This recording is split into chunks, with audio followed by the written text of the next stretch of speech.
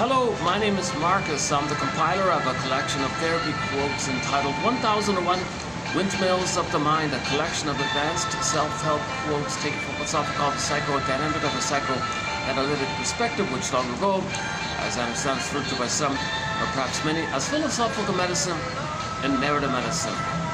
We have 65 chapters on the go as it is. One of them is on the humor topic.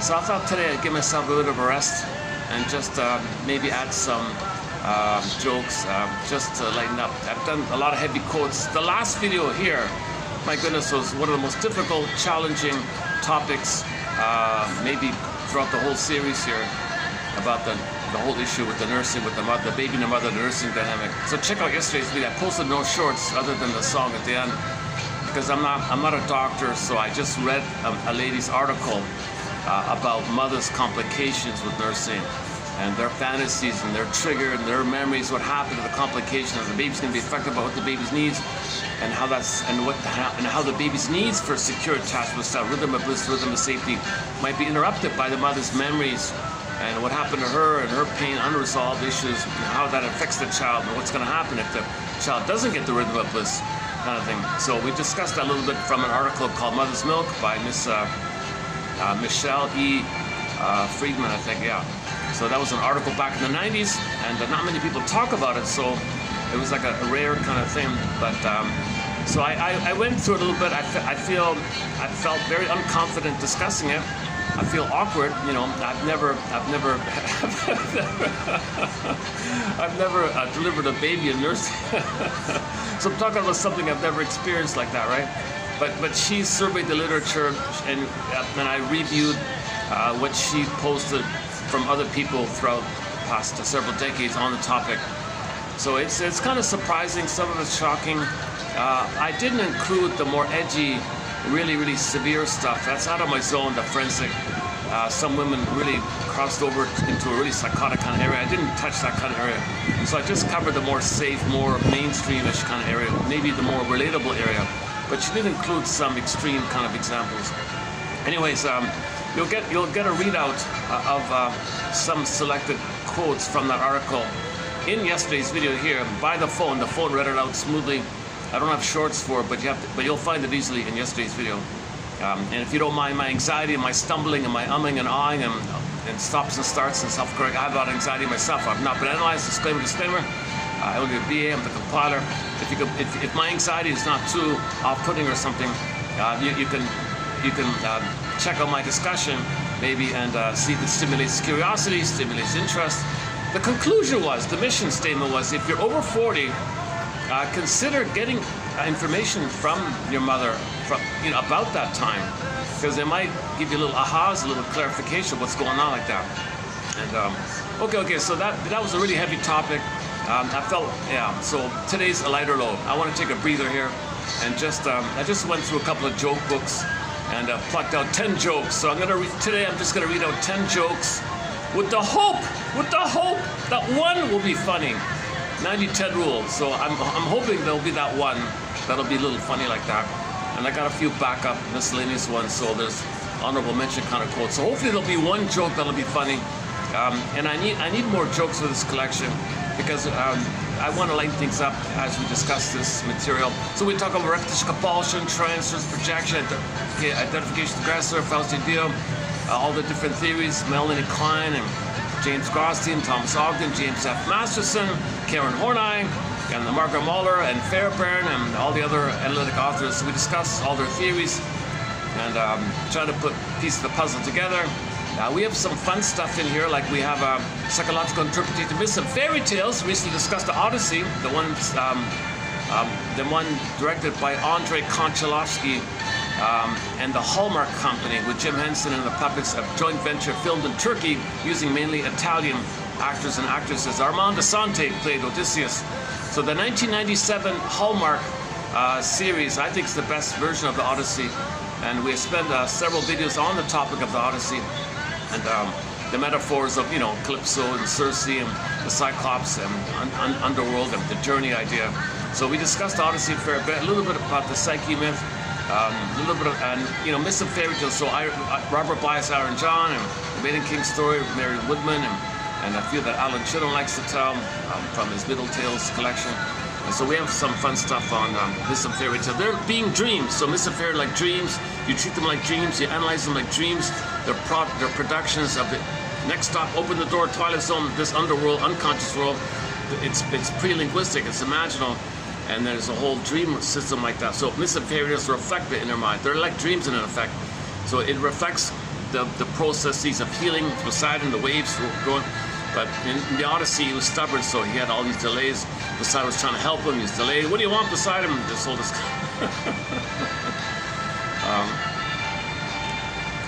okay, the topic on humor, I'm mainly going with a guy named Grotstein's theory on the topic of humor. So back up a sec. There's the broadest of the most broadest general overarching theory of humor called relief, tension and release, tension release. So first part of the triangle of tension, you know, knock, knock, who's there? Tension, suspense. Nothing too much, just a little tense. You get the answer. That means you don't got to think about it anymore. You got the answer, so the release is the mechanism. Okay, so this is called the benign violation of your expectations theory of humor, commonly. It's been around for decades and decades. Okay, so you know, what's 5Q plus 5Q? You're thinking a little bit. Does he mean 10Q? Little suspense, benign, little suspense. 10Q. The person says 10Q. Not sure. 10Q? Oh, you're welcome. Oh, wordplay. Okay, kind of. So any kind of area where the first part is suspense, mild tension, benign violation of what you expect, so you don't know. So a little suspense, right? One guy fancied himself a comedian. He gathered 10 puns, and he sent those, and he wanted to send those 10 puns to his friends, hoping that one pun will make his friends laugh. He did it, but no pun intended. So when you're hearing the joke in the beginning, a little suspense, a little confusion, then there's you get the answer. It's a pun about puns, right? Then you get the release, because when you get the answer, you don't gotta think anymore. No suspense. So suspense, a little fear. When you're safe, the fear and the safety, the release, the tension dispersal is the humor mechanism, right? Recently we did the genie joke. So just quickly, a psychologist was walking along the beach in Hawaii, and oh, sorry. Okay, you'll see me interrupted. I'm in a public venue here, and it's Saturday. There's going to be more traffic here. Plus, the maintenance crew got to do their chores coming. So there'll be, as usual, in most videos that I do, there's interruptions. And yeah, recently I had a lot of interruptions, but let's see how it goes here. Maybe I can move or something. You know, so let's see if they're gonna. Sometimes they like to take their breaks right in front of me. Let me see what they're gonna do here. One second.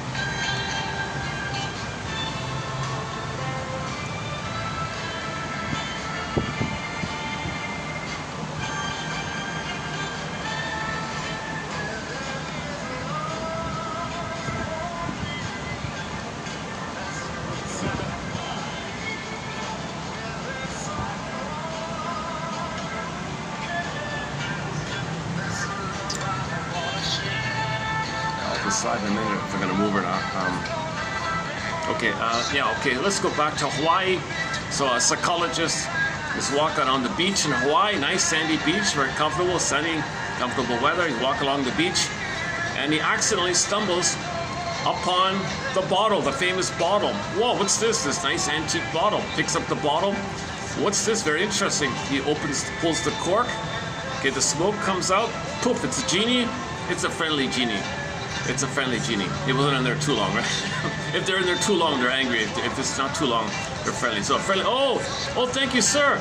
Oh, you released me. You freed me. Oh, to express my gratitude to you, sir, I'll grant you one wish. What would you like? The psychologist says, oh man, yeah, okay, cool, great. I would love it if there were a bridge from Hawaii to California. Oh, son of a gun. Okay, one second.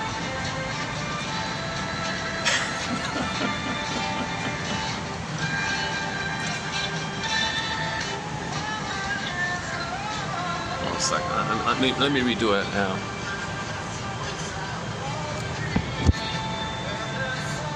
common theme throughout the past 6 years doing these videos are interruptions.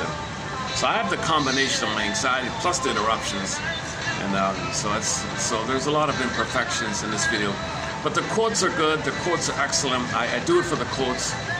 Plus, I'm trying to learn them myself. I'm trying to clarify these ideas myself. I've not been analyzed, so I'm trying to self-teach myself this material. So I'm discussing it. Once again, the 90-10 rule. I post 10 quotes. Like today, there'll be 10 jokes. That's a little bit rare, but usually I post 10 like analytic quotes from shrinks and all that. And then hopefully 1 out of 10. So I'm trying to learn it myself.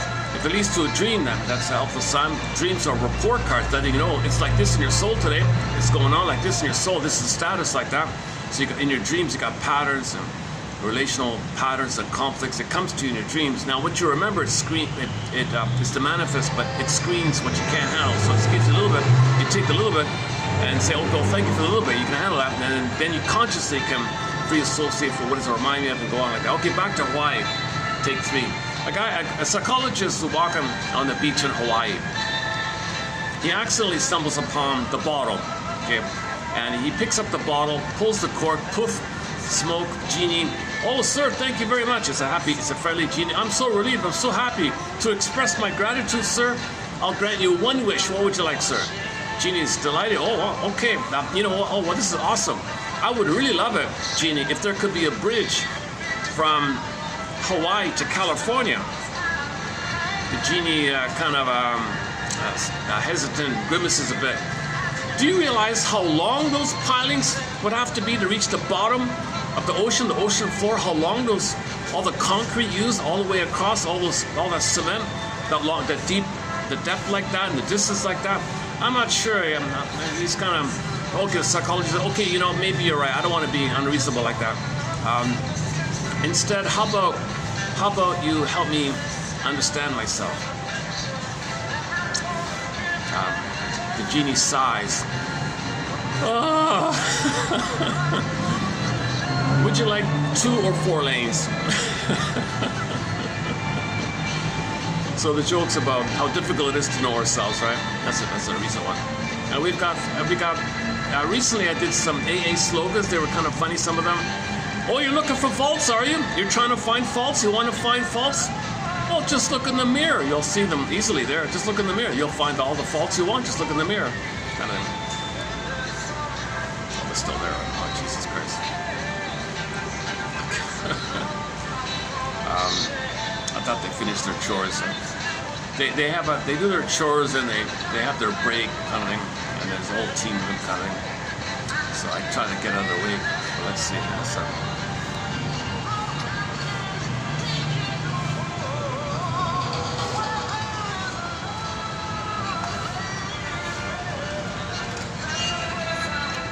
This is the closest I can get to getting out of their way. Okay, so let's go back to the humor topic.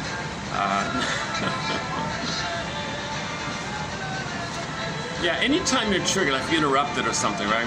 And you feel a little annoyed or something, you got to think about, it's a minor thing, they're doing their job, it's understandable, but the reality is if you do feel triggered by some trifle, some little thing in the present, the emotions are about the past. The emotions are about the past. So you got to make the inference that, like when I was a child, I would want to maybe communicate or be heard or something, and something interrupted or something didn't listen, something happened. What happened? Interrupted, don't. Then as a child I would have felt upset because all children need the connection and to be seen and to be accepted so they can develop and feel safe like that. So if a baby or something wants to be seen and recognized and there's interruptions all the time, you might be stressed out. So if I'm speaking here and there's little interruptions in front of me like that, I might be triggered to the past. So I have not processed my past, so I've not been analyzed. It's too expensive. It's extremely expensive to this kind of thing. I'm not even sure if there's really a tradition of the analytic talking cure still around. I looked around myself, I can't find it. Plus the price and all that. So that's one of the reasons I started this project, to self-teach it myself. I only have BA, disclaimer, I'm a doctor, not a shrink, never been analyzed, not a psychologist, never studied psychology. I started this in midlife myself. So, but anyways, if you're triggered, if some little thing in the present, okay, and you feel something now, if that feeling is mostly 99.9% the past. it's really about the past. Okay? It's about, so you look for the antecedent, okay, and identify, okay, the simple one is the need feeling. So you had a need, let's see, it happens again, right?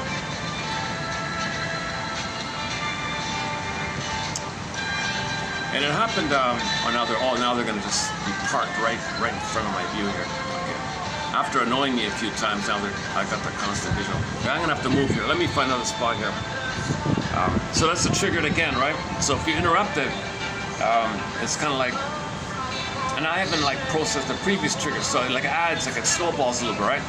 And when it snowballs, then there's a kindling effect. If they do it again, the other one, the smaller, littler, and like the snowballing, kindling, then you get angry like that. But it's the anger's the past. So as a child, I want a connection, interrupted, connection, interrupted, connection. I must have been crying and screaming, what's going on here? You know, so then I don't remember that. So repressed. Little things happen in the present. It reminds you of the past, to know the past. So you in situations in the present, things are going to remind you of the past. So that's important. You got to know it's about the past. So there's no reason for me to, they got their chores, they got to take their breaks and all that. They have limitations and things, and, you know, so on. Okay, let me, problem is I'm kind of limited to my spots here. Hold on a sec. Let me see if I can change something here. Hang on a sec. I can't block the elevator up, that's for sure. What if I just park it like this? Well, they're all over the place, geez. Oh, they got the whole crew out. Okay, hang on a sec. Let me figure this out here. They spend the whole afternoon here, these guys.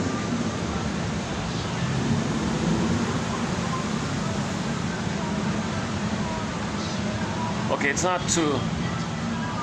Okay, it's not ridiculously hot. Let me go to the other corner there.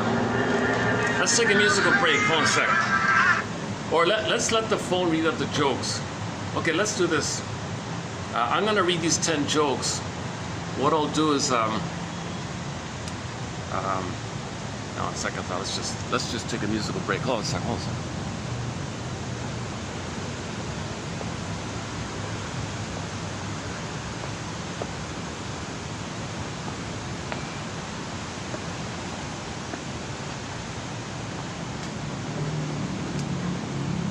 I hope they're not making a game out of it, just to keep interrupting. I don't know. I can't tell fully.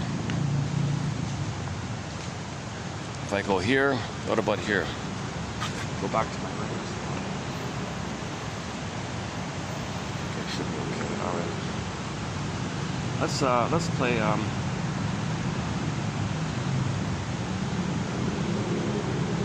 Yeah, I'll see you in a couple of minutes. Hold on, let me set up.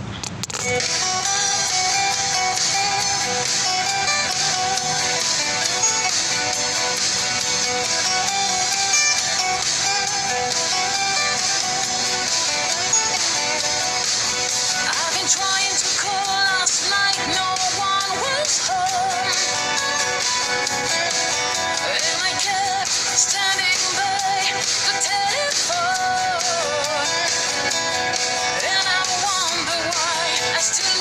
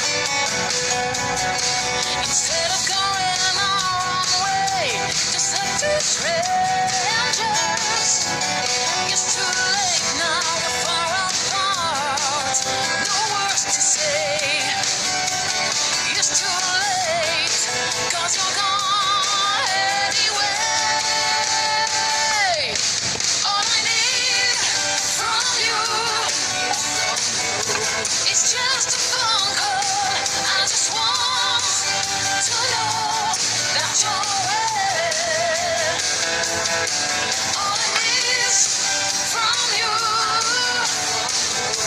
is just a phone call. Should I say goodbye differently? It's too bad it didn't work after all the time we spent together. Realize today that you must have been the one. Yeah, they track me wherever I move. They just sit behind me, kind of thing, for some reason. Maybe they're like underground security paranoia things. Or I don't know, a little too much. Okay, so you'll see some stuff running around. Okay, let's. My mood, they're breaking my mood. I wanted to be in a fun mood today here. Son of a, you know what? Yeah, I'm a little angry. I noticed that I almost used an expletive there, so that means I'm a little angry like that. Yeah, so several interruptions after interruptions. It's going to remind, I'm assuming it's going to remind me that my need for connection and safety and development and trust is interrupted. I must have been angry like that. All buried, repressed, repressed. So it's sitting there. It's always sitting there waiting for a little trigger. It kind of comes up to your awareness. So the idea is to recognize and be conscious that something in the present is going to remind you of the past, unprocessed, unidentified, unrecognized. So now I can make it I can guess around a little bit, like I'm doing now here, right? So then I can recognize the reality. Well, the present, there's the past. So if you're feeling the past, well, then self-reparenting, allow your feelings, guest house, let your feelings be in your body, let them wave through, let them do their motions. Okay, emotions are bodily commotions, so you'll have bodily commotions called emotions. We have bodies, and in the body there's commotions called emotions. Emotions, a wave, so allow the wave. Miss Gilbertson calls it constructive wallowing, so just stay with it, quote unquote, positively allow them. Like wallowing, allowing. So the allowing is in capital letters. So you're not wallowing, it's constructive allowing. So just to play in the words, like you're not wallowing, it's constructive allowing. There's a difference between when you're allowing something versus defensively using something else to bury your pain. That's the wallowing, where you're using complaints to bury your pain. So under the complaint, look for the feeling under the complaint. That's the allowing, constructive allowing. We have a few quotes from Miss still there, Miss Gilbertson. Can I do it like this? Okay, let's do it like this. All right. I don't want to get them in the camera. I only come here like once or twice a week now. It's good to have different. I bounce around on different venues. I'll probably go to the park tomorrow. Oh, and others. Oh, hold on a sec. There's some other people coming here. Give me a sec here.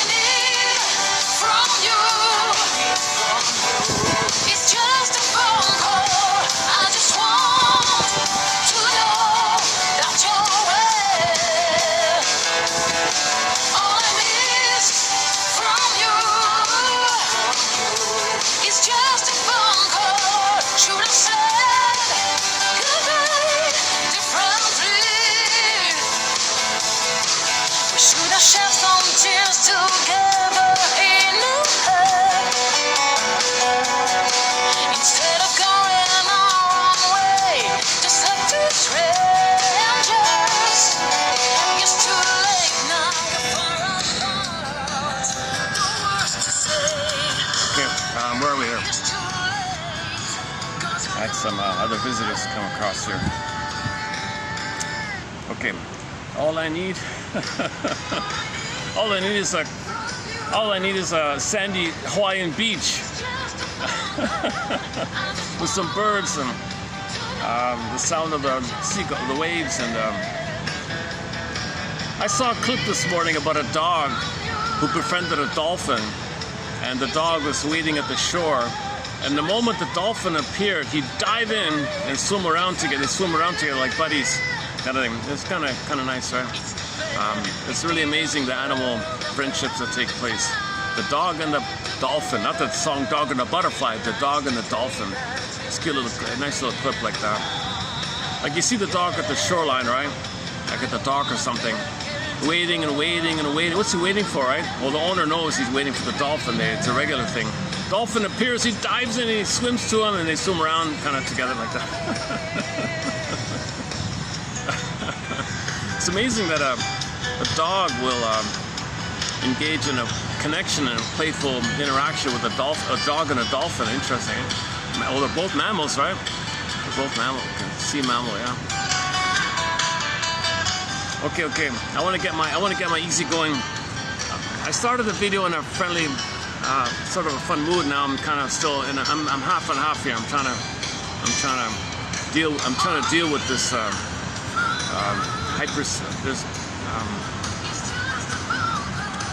I figured out finally. There's always somebody that's like keeps an eye on you. Like there's cameras, but it seems to be they want extra security or something. Right?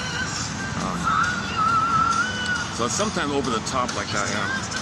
I was in another venue. Some guy was just filming me all the time. Like, oh Jesus Christ.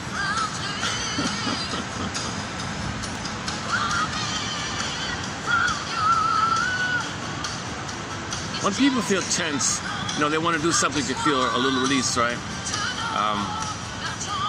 Okay, so back to the humor topic. Let's stay on topic here. I got 10 jokes. Stay tuned. When I get my good mood back, I'll run through the 10 quotes here. I want to have some fun today. I came out to have a little release today. My goodness, I got a little bad luck today. Yeah, son of a gun. Are they still there? Oh, they're still there. Oh, Jesus Christ. Yeah, they take their break there for like over an hour or something like that. They sit back there for like that. But, okay. Sometimes they appear like right behind me. What's he doing? They're checking on me all the time. And they want to look at my bag. You look at my bag. Oh, I opened my bag for the look. Here, go ahead, look at my bag here. What's under your chair? Oh, sure, here, nothing. It's just a tissue, just to balance the chair. Oh my God, like they're hyper alert or something. I've been checked like endlessly by over a dozen characters. It's just nonstop, this security thing. That's why nobody's around here. Everybody's it's just a little kind of tense. This is this particular district. I take the SkyTrain. I gotta walk down a bit. Sometimes I take the cab. It has a little slightly cautious environment, I guess. I'm not sure what it is. Maybe there's some history going on here. I don't know. Or maybe there's some. Depends on the management. I don't know. The attitude of the managers. I don't know. Okay. I have no idea. Sometimes you walk into a place and you don't know what the mood is or something. Okay, from Luxembourg, a little indie band called Angel's Whisper from Luxembourg. Now they're a great little band. They've got we got a couple of the songs in our soundtrack. This is the main one I play called The Phone Call.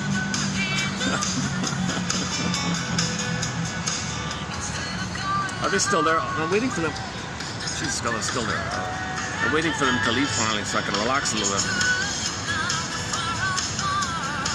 Okay, oh boy, should I just redo this video? Half of this video is just me filled with anxiety and stumbling and delaying and trying to self-process. Like when I talk and ruminate, I'm trying to process my feelings. Like when you're spinning in your mind, should have said this, what is this about? It's because you're not processing feelingly properly. I'm not allowing the feelings to go through. When the feelings are blocked, okay, you're spinning around in your mind, trying to find a way to allow the feelings. You see, that's one theory about why we ruminate and obsess in our thoughts, because we're not feeling fully. So you're spinning around trying to find a way to construct a basket.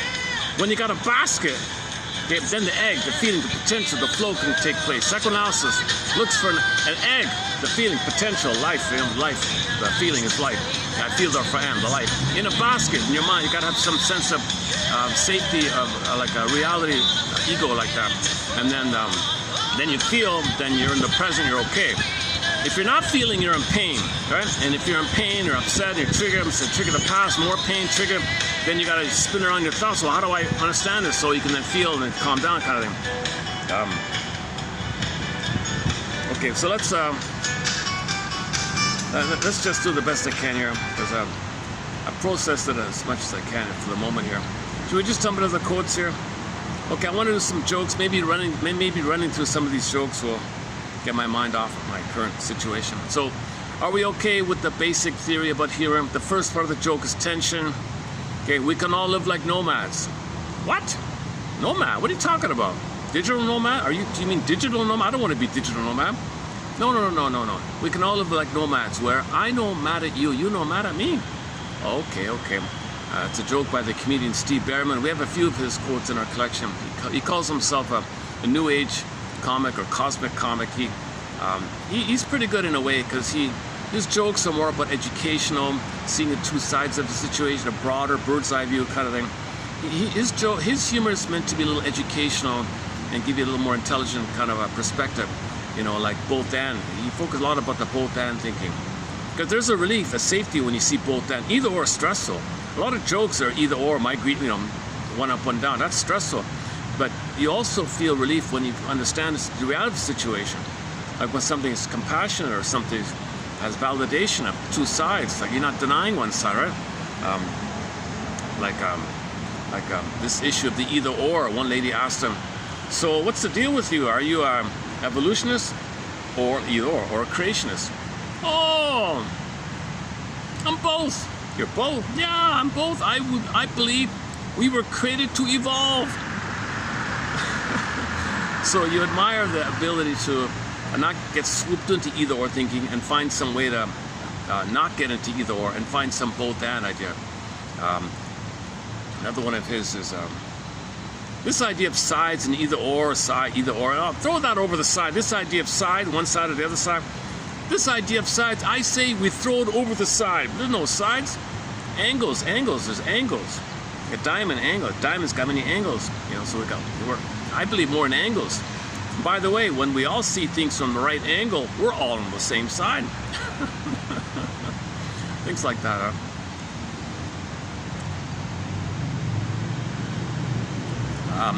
My favorite one of his is the pigeon joke. I'll just do it quickly here. The pigeon joke. So the context is a woman who's entering midlife. Okay, she was a narcissistic woman, and she had a lot of status. She wanted money to be status, to be seen. So one woman wanted to make money so that she could be seen by others, so she could look proud and people see her. Because if people see her, she thinks that'll be the connection, and she can resume development. So she wanted the supply of being seen, and she thought by having money, she can dress nice and people see her. So she had this issue of wanting to be seen.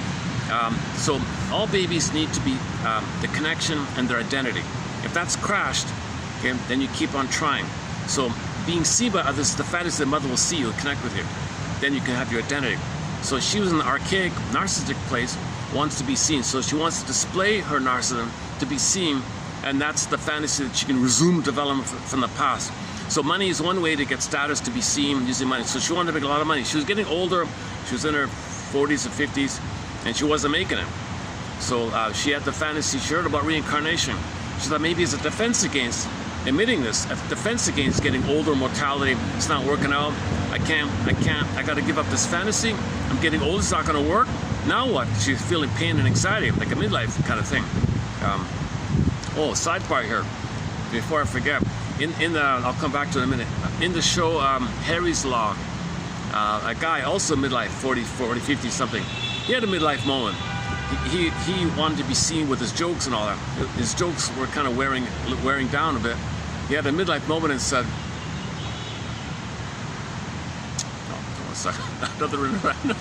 another interruption. Chalk, should I count? Should I put up on a chalkboard? I think on one side like 20 interruptions in one video. This is not too bad. Let's hold a second. Let's let this pass here. Oh, they're okay. They're friendly enough people, so that's okay. So in the TV show Harry's Law, one of the lawyers there was a narcissist. He was a charming playboy, Don Juan, womanizer kind of narcissist kind of guy. He was funny a little bit, a little cheesy sometimes. He was hostile but funny, charming, that kind of character, right? Anyways, one of his little gimmicks didn't work, and he had a moment there. My method of getting attention and getting applause to be seen and repetition applause doesn't work, but you keep trying. So narcissists didn't get the connection. You're in a narcissistic place, you want the proper connection to get out of the narcissism through resumed development. So one way is to be, he did it through comedy, so make people laugh. It's attention, he's important. And every time someone laughs, he's seen. That's a connection, so we resume development. It doesn't work, they keep on doing it. So that's a defensive thing, to keep on spinning the 45 of the past. Okay, when there's trauma, you repeat, you repeat, hoping to get the proper needs they should have received in the past. Oh, I got some bugs here. Oh, this again. Oh, hold a second. Oh, let me change it up. I'll talk now. Now, another interruption.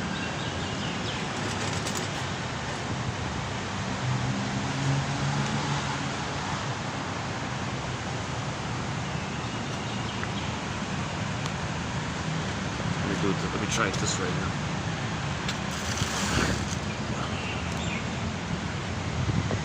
Oh, it's still there.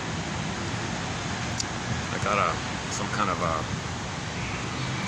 small, I'm not even sure what it is, to tell you the truth. It's not a fly, it's some kind of a mini, like a baby wasp or something. Maybe I'm not sure what it is. Come on, leave me alone. Okay, where are we? Hopefully it's gone this way. Oh, I've got coffee in my bag. Oh, let me close my bag. Oh, Jesus, I forgot to close my bag.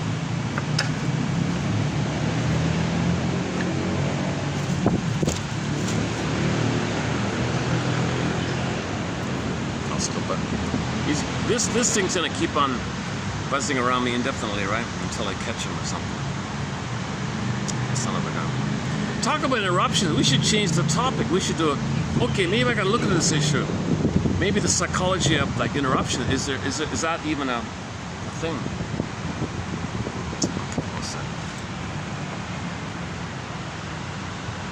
What if I just change locations? Okay, let me figure something. Maybe I can go back. Oh, they're still there. Do they bite? Does this thing bite? Should I worry about it? It looks like a baby bee of some kind.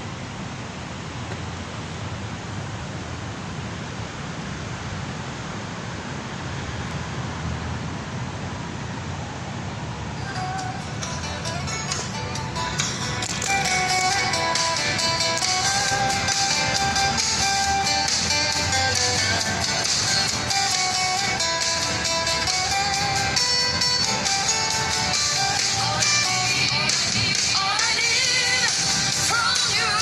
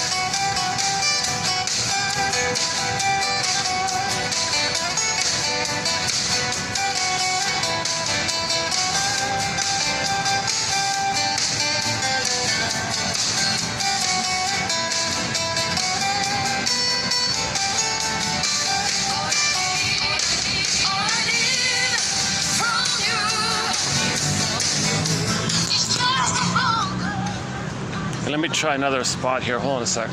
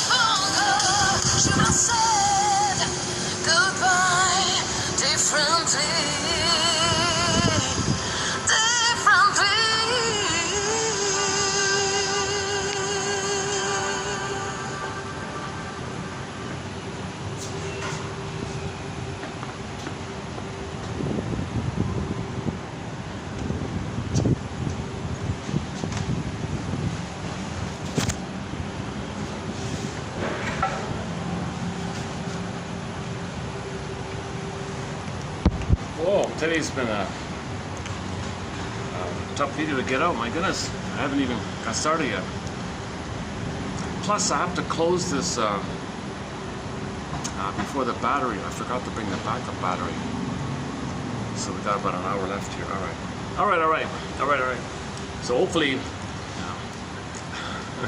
I should put a notice. Please skip the first hour of this video.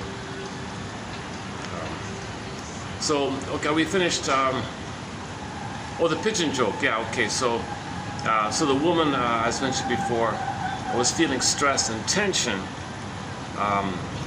so she needs validation, she needs that she's not alone, that no one's going to shame her for this confusion and tension. So she had the fantasy that maybe she can forget about it and just continue in her next life with the idea of reincarnation. So she said to Mr. Behrman, who calls himself a specialist in these New Age concepts, hey, what's the deal with this reincarnation thing? Now, he knew the context of her situation, the stress of narcissism. So he didn't shame her or mock her. That's the negative humor. He wanted to at least give her a little bit of relief, right? Harmless relief. So he said to her, oh, reincarnation. Yeah, I mean, that's funny about that. It's funny you mention that. I knew this guy once, and he wanted to be wealthy in his lifetime. He was reincarnated as a pigeon and made a deposit on a BMW. That's it, and she laughed at it, I remember, yeah. So that kind of joke, so the release is you're not alone, didn't shame you, then you can calm down, think more reasonably, that kind of thing. But Barnett has a lot to say about the two basic needs: the connection for your identity, and the way people keep on so charming you keep trying to get it right, and there are different ways this takes place. Okay, all the dysfunctional personality patterns are basically in effect this kind of thing. So you can, for example, people who are like open with their emotions, okay? Impulsive, or acting out like they're kind of open or hysterical or histrionic or something open like that. Their narcissism is kind of on display, and they want people to see them, and then people seeing them as the fantasy, the mother will connect with them, and they'll resume development. People who, quote unquote, push in their feelings, called implosion of affect versus explosion of affect, okay? Then you got the paranoid, depressive, and obsessives. So the obsessives always bear their feelings like that. So they covertly hide their narcissism. And if they're perfect in something, perfectionistic in the minutia, and they're seen, oh, good boy, then they get the approval of others. That's the fantasy of getting connected. So although their personality looks superficially different, underneath it's the same thing. Same need, just different kind of overt expression or covert expression.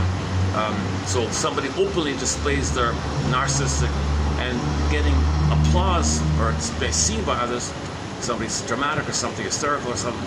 Then that's like still trying to get mother's attention, mother's connection to resume develop, but they're still in a narcissistic place. And if they don't get it, they might be angry. If the obsessive one, and they want to be perfect in something, and they know if they're perfect in something, they'll get a star, a reward, 5 points, so good. So that's the hope to kind of get approval or attention that kind of way, in a kind of secret way. But it's the same kind of issue, right?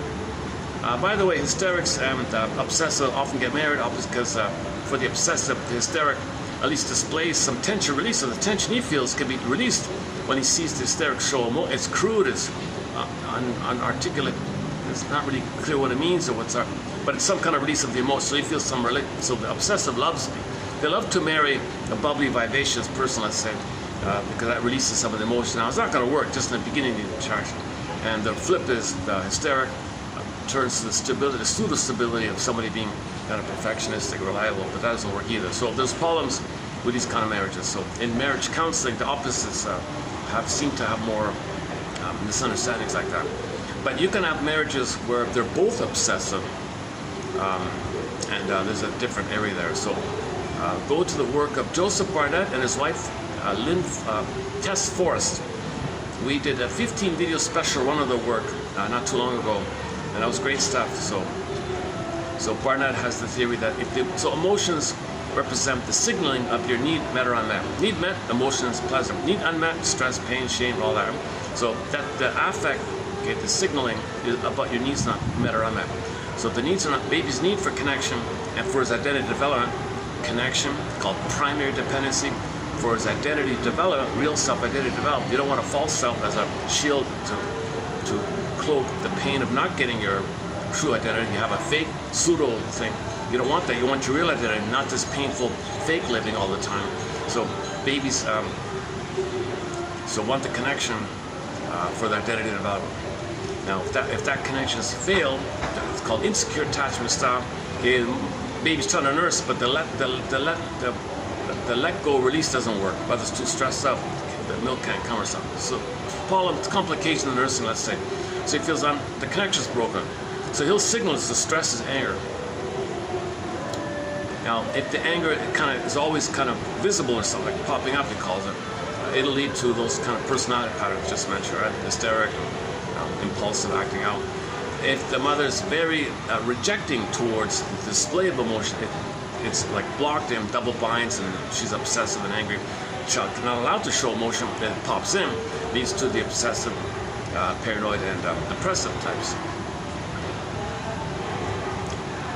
Okay, so there's a little more pain in that sense if the emotions popped in. But if the emotions are popping up with the hysteric, it's crude, they don't know what it means, they don't have the articulation for it, it's just a little erratic, so they're a little dramatic like that, they don't know what it means, but something's coming up, but they don't have the mind of adult mind to really understand her. So there's affect but no syntax, right? Obsessives, they have the opposite thing. They don't have any affect, but their syntax is for minutia. They take refuge in minutia because minutia thinking, obsessive thinking, is a defense against broader thinking. Obsessives don't want broader thinking, by the way, because broader thinking will trigger the broader truth that they were hurt. They don't know they were hurt, so to not know that you were hurt, don't have the broader thinking that will allow you to know that you were hurt. So reject broad thinking, i.e. translation. They don't want to know the spirit of something, the main idea of something, the broad message, the forest for the trees. They don't see the forest for the trees. They only see the trees because if they see the forest, that'll trigger that kind of thinking will bring up the real feeling. They don't want the real feeling, so don't have the broader thinking, fragmented thinking, obsessive thinking. So obsessive thinking, people who are very pedantic and minutiae over trivia all the time, and they're like, that's defense against what we just said here. So there's a lot of tension with the obsessive. So the obsessive might be drawn to the hysteric, although the hysteric doesn't really know what it means, but it's some display like that. So they're kind of drawn to each other initially like that.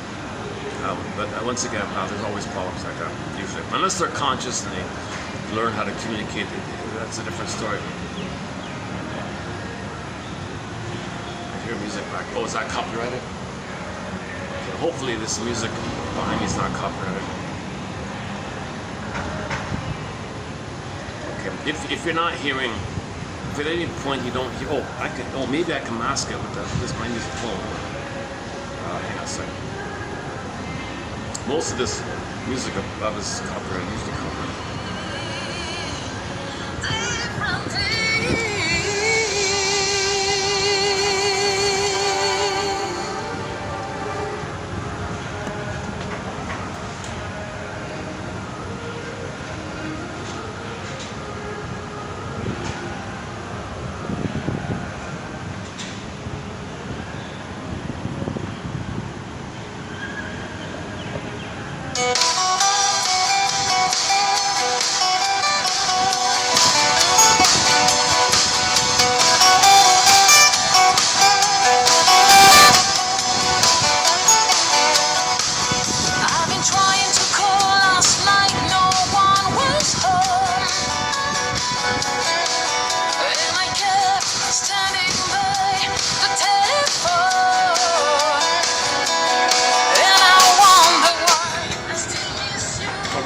this music can prevent the copyright problem over there. Okay, that's why I can't do this in restaurants, because the music always blocks it kind of thing. Hang on a second.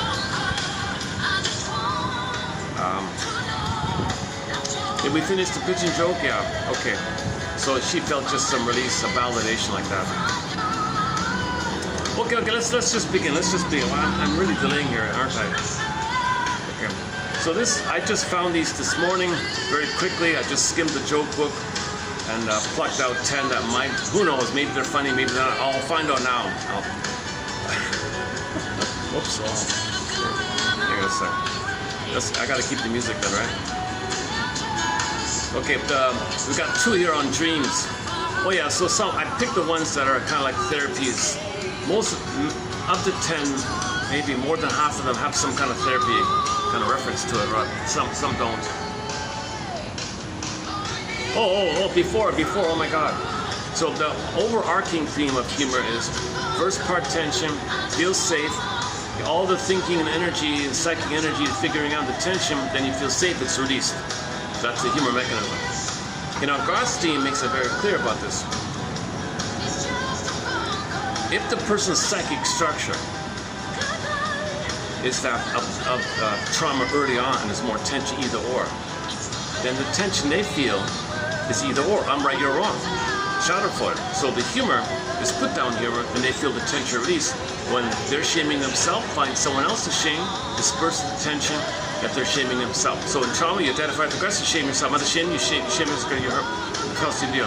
So you feel tension upon yourself. So obsessives would probably like dark humor, paranoid.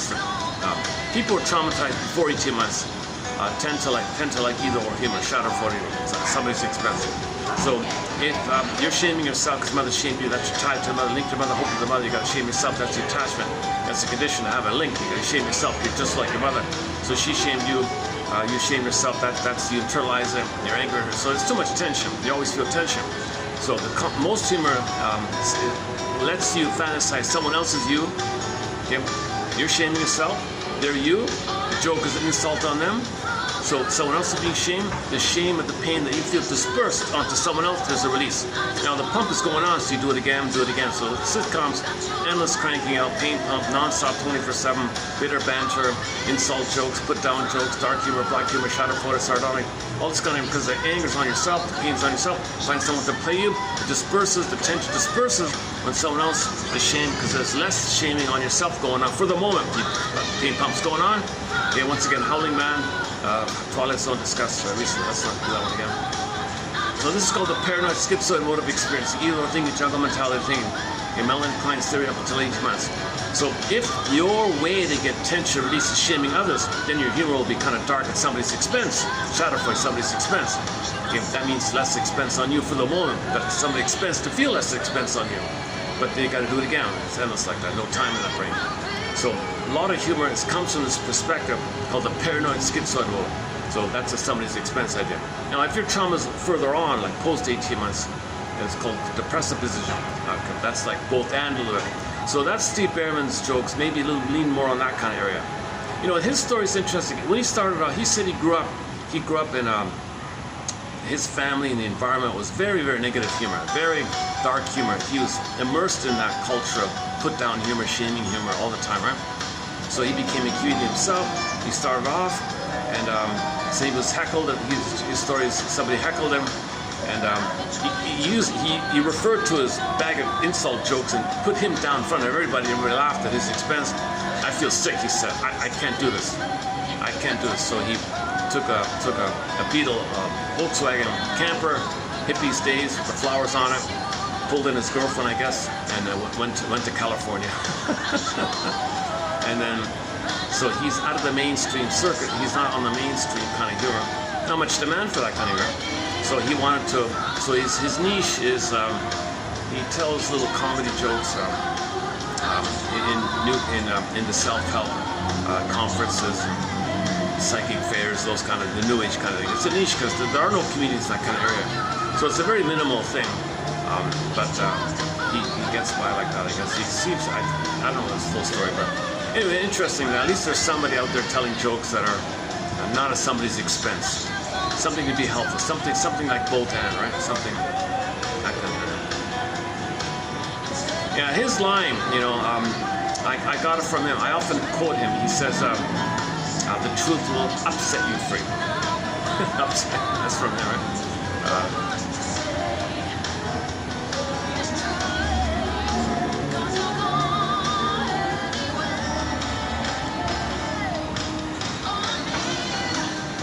Okay, let's leave it there. So, yeah, okay, so two kinds of humor. You have the put-down humor called paranoid, schizoid, depressive, Gottschalk's theory. But if the person's psychic structure, if they differentiate from the mother, it's like person to person. Well, you don't. It's moral. It's not wrong. It doesn't make sense. I don't feel happy putting you down. Like I don't like those kind of jokes either. Now, when you're stressed, everybody can regress. Like. If you're very stressed, you can always go back temporarily, kind of. That's not your structure. If you even feel bad at it, you might even call, sorry, I lost you. Go back to your regular place. So if the regular place is trauma post 18 months, okay, the humor is going to be more playful, a little more educational or creative or fun, or not at somebody's expense. But a lot of people do have trauma before 18 months. It does seem to be the case. Age of narcissism, age of cynicism, age of this kind of thing. It's kind of sad to see the non-stop barrage of insult jokes. It's just like one-liner after one, insult after insult after insult. People are laughing, people wait in line, pay huge tickets to hear comedians say insult joke, insult joke. Oh my God. Just tension release, because the psychic structure is they feel tension shaming themselves because mother shaming, they become the mother shaming the fear of the mind. So they need some kind of release. But it's emotional contagion. It just doesn't get better. It's just you feel better for the moment, but things get worse, right? Okay, so these quotes here, I don't even know where they fit into this. I just plucked out 10 at random kind of.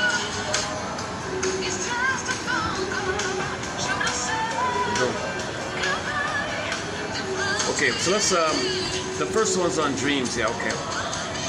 After she woke up, a woman told her husband, "Darling, I just dreamed or dreamt that you gave me a pearl necklace for our anniversary. What do you think the dream means, darling?" He said, "You'll know tonight. You'll know tonight," said the husband. That evening, the husband came back with a small wrapped package and gave it to his wife. Delighted, so delighted, she opened it up to find a book entitled The Meaning of Dreams. Okay, that's one. First one. Okay, next one. Okay, this is on transfer. Yeah, okay. And that's the joke number 2 here. So hopefully there's one you'll like here. There's number 2 here. There's no order, no top 10, nothing like that. A young man said to his woman analyst, a young man who goes to therapy, and his psychoanalyst or therapist or shrink is a female. I see. Okay. So a young man goes to his female analyst, and the young man says to the female shrink, quote, "I had the oddest dream last night. I dreamt you were my mother. I awoke and couldn't understand why. Why should I dream you were my mother?" Analyst says, "Oh, don't worry. You are experiencing what we call transference." "What did you do after having the dream?" "Oh, well, okay. Well, I had this morning. I had an appointment with you this morning, right? So I grabbed some cookies and some soft drinks for breakfast, and then I came over here." "Cookies and soft drinks? Do you call that breakfast?" So she's acting like the critical mother, right? So that's why the transfers took place. So the therapist behaves or has a mannerism like the mother. "Oh, don't do this, don't do this." And the therapist is like that.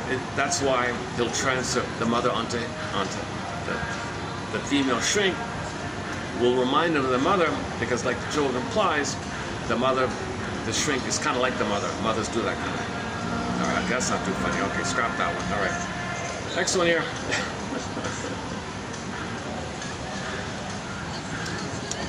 Oh, sort of an 8. Okay, one above, like 8, getting older and all that. All right. End of life kind of thing. Quote. Okay, so a man said to his friend. A man was telling his friend, you know, friend, they're older guys, right? They're older guys. You know, older friend. We're old people here. You know, friend. Last night, my wife and I were sitting in the living room, and I said to her, quote, darling wife, I never want to live in a vegetative state, dependent on some machine and fluids from a bottle. If that ever happens, just pull the plug, please. Unquote. You know what she did? She got up, unplugged the TV, and threw up my beer.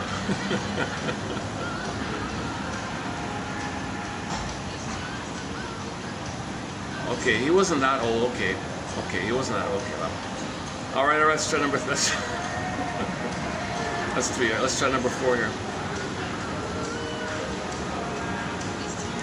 Okay, another sort of mother kind of joke here. Yeah. Here's a sad one. So here's a 40-year-old man, a mama's boy, living with his mother. A fellow who lived with his mother celebrated his 40th birthday. To celebrate, the doting mother prepared an elaborate dinner.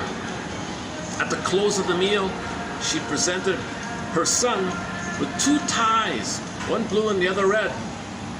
As he put on the red tie, his mother's eyes filled with tears, and she asked, "What's the matter, dear? Don't you like the blue?" Typical. That's why he can't leave his mother. A son cannot be himself if mothers use double binds. Damned if you do, damned if you don't. So she deliberately does this her whole life. Gives the boy 2 ties. He's going to pick one and complains that he didn't pick the other one. If he picked the blue, she'd cry, "You didn't pick the red one." And like the joke says. So that's why he's still living at home with his mother. Okay, that's not too funny. All right. Okay, two shrinks meet up for drinks after work.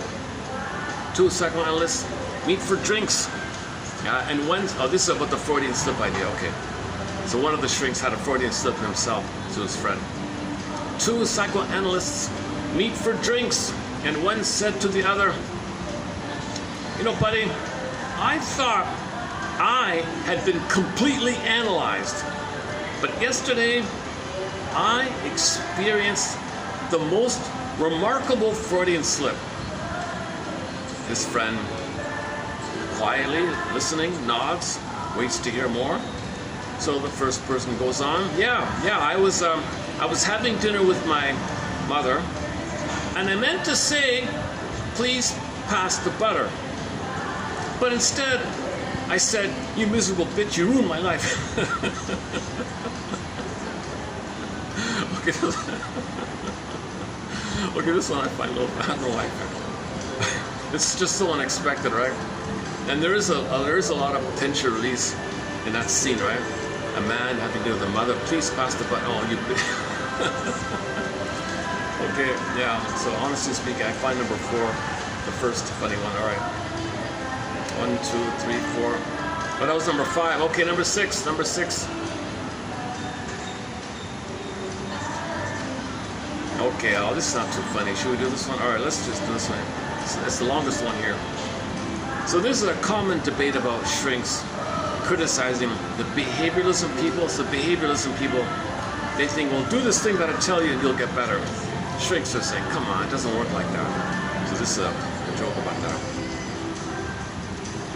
During the past 4 years, Job had been seeing a psychoanalyst for fear that he had monsters under his bed. It had been years since he had gotten a good night's sleep. Furthermore, his progress had been very poor, and he knew it. So, one day, out of frustration, he stopped seeing the psychoanalyst and decided to try something different. A few weeks later, Joe met his old psychoanalyst in the supermarket. Much to the therapist's surprise, Joe looked well-rested, energetic, and cheerful. "Doc," Joe says, "it's amazing. I'm cured." "That's great news," says the psychoanalyst. You seem to be doing much better. How come?" "Well, I went to see another doctor," Joe says enthusiastically, "and he cured me in just one session." "One? Really?" Yeah. My new doctor is a behavioralist." "A behavioralist?" The psychoanalyst asked, "How did he cure you in one session?" "Oh, easy," says Joe. "He told me to cut off the legs of my bed. He told me to cut off the legs off my bed." Okay, that's a link, yeah. But you know, it's a practical common sense, right? He's grounded, so there's no space under the bed. So maybe like a futon thing, right? So maybe he's grounded, he feels more relaxed. The childhood thing. So maybe ironically, maybe it would work, right? So this would be a good joke for behavioralists to use to criticize the shrinks. Yeah, look at the analyst. Spent 4 years doing nothing. I cured him in one day. Oh, that's not so good. All right. Okay, next one. Yeah, a shorter one. The pilot of a plane. The pilot of a plane began to laugh uncontrollably. He laughed and laughed and laughed. Finally, a curious passenger went forward and asked him why he was laughing. "Oh," he said, "oh, I've been thinking of all the excitement at the psychiatric hospital when they find out that I've escaped."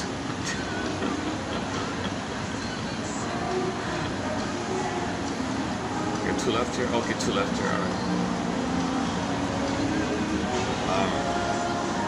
Okay, so this is a psychology teacher was giving asking the students questions on psychology topics, and the topic was about the bipolar issue.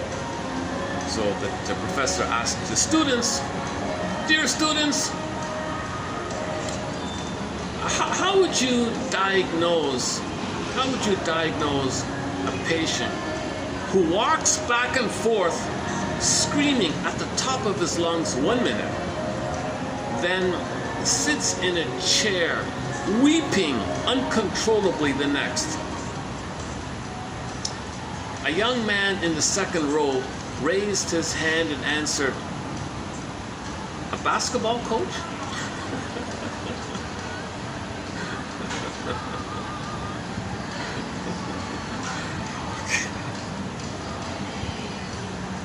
Okay, the last one is it's just it's a short one, yeah. Okay. If God wanted us to go naked, we would have been born that way.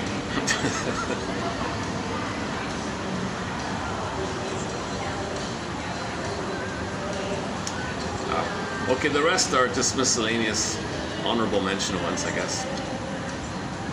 So if none of those 10, was that 10? Did I do 10? I think I did 10. If none of those 10 were funny, maybe by luck, maybe by chance, one of the honorable mention ones will be the funny ones. I'm looking for one here. Okay, next one here. So the famous empathy one. Walk a mile in the shoes. Walk a mile. Empathy means you put yourself in their situation, spend some time in their situation, and walk a mile in their shoes, right?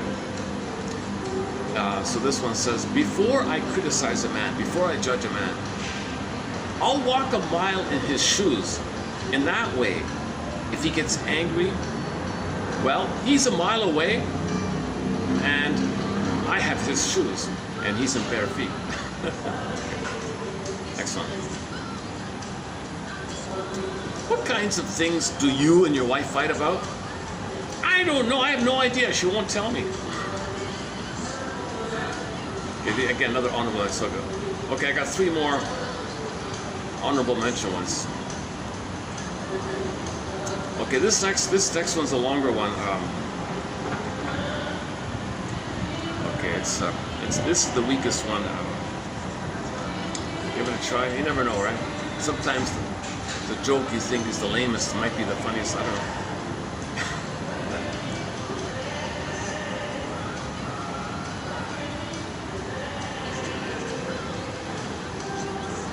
Okay. It's another aging one. Yeah, okay, an older one. A 70-year-old man goes to the doctor for a physical. The doctor runs some tests and says to the man, well, everything seems to be in top condition physically. What about spiritually? How's your connection with God? Oh, me and God are tight, says the man. We have a real bond. He's good to me. Every night, when I have to get up to go to the bathroom, he turns on the light for me. And when I leave, he turns it back off. Well, upon hearing this, the doctor was concerned and called the man's wife. I'd like to speak to you about your husband's connection with God. He claims that every night when he goes to the bathroom, God turns on the light for him and turns it off for him again when he leaves. Is that true? The wife shook her head. That idiot, he's been peeing in the refrigerator. Okay. Okay, that's a stupid.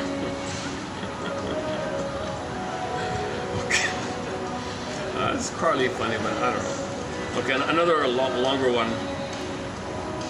Oh, this is the aging one. Oh no, sorry, this is another dream one. Okay, here we go. Ready for this one? 2 old friends, 2 old buddies, 2 old friends lunching together for the first time in months discovered that they were being analyzed by the same psychoanalyst. You go to him, you see him, I see him too. Really? Really? Whoa. Hey, I got an idea. One of them says, let's give him a problem that really will floor him. Proposed one.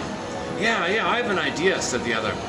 We'll make up an elaborate dream with all kinds of interesting ramifications, and I'll describe in my morning session, and I'll describe it in my morning session with him, and then when you see him in the afternoon, you tell him the same dream. You tell him the same dream when you hit the couch in the afternoon. With fiendish glee, the conspirators perfected their plot. And as planned, the first patient reeled off the details the following morning while the analyst filled his pad. At 5 p.m. in the afternoon, the second patient gave an identical report. The analyst said not one word until the recital was complete. Then he slapped his pencil and pad down and jumped from his chair. This is the most remarkable coincidence in my professional career. What's the problem? Asked tongue-in-cheek, the guy asked. You won't believe it. You won't believe that this is possible. But you're the 3rd patient who has had the exact dream in the past 24 hours. See, it wasn't fooled, right? So he picked that up. It didn't work. Okay. Yeah, okay, figured that out. Okay, the last one is just 3 one-liners here. 1, 2, yeah, 3. Okay, 3, just 3 one-liners here. Invoice. What's an invoice? Invoice. A conscience doing its job. Invoice. You got a voice inside. A conscience doing its job. Play on the invoice. Invoice. Depression. Anger without enthusiasm. Yeah. So a lot of people describe depression that your anger is pressed in, your feelings are pressed. Whatever feelings you have, whatever sensation, you press it in. And the phenomena of pressing down is called depression. And depression means you're not feeling no enthusiasm. You're not feeling the pain of not feeling no enthusiasm. It's called depression. Okay, next one. A psychiatrist's couch or bunk bed. Bunk, calling out your BS. Bunk, that's bunk, calling out your rational. So shrinks will confront your lies, your rationalizations, your excuses. That's bunk, you know, the bunk bed. A professor, what's a professor? A professor is a person whose job it is to tell students how to solve the problems of life that they have tried to avoid by becoming an academic. That's the old one. Can't do it, teacher, right? Okay, last one here. Finally. All psychoanalysts are psychological, but some are more psycho than logical. Okay. Must be something psychological. It's just a phone call. I just want to know that you're aware. All I miss from you is just a phone call. Should have said goodbye differently. We should have shed some tears together in a head.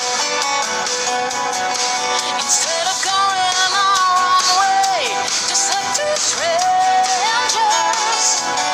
It's too late now, we're far apart.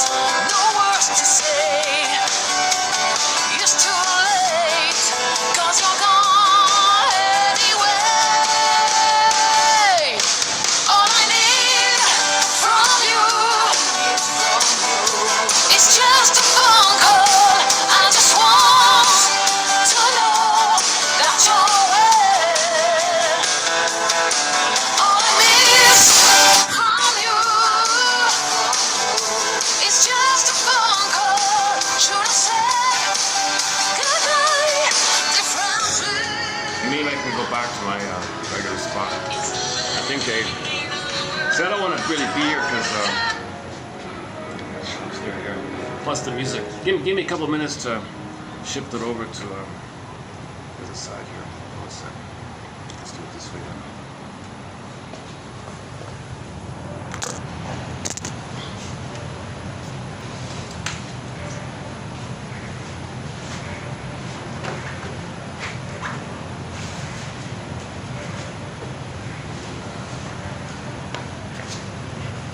We'll do it one trip.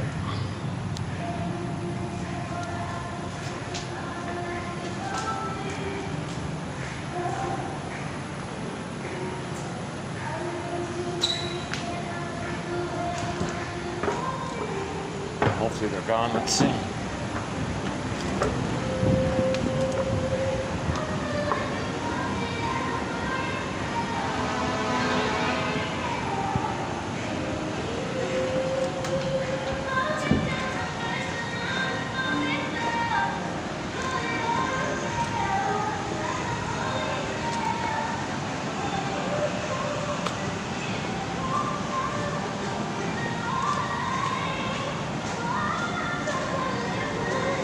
Oh, they're still there. You gotta be kidding.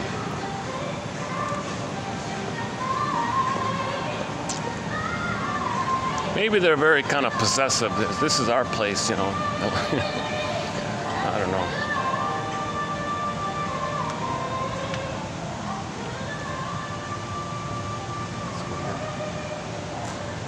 There's no shade. So, where can I go? here.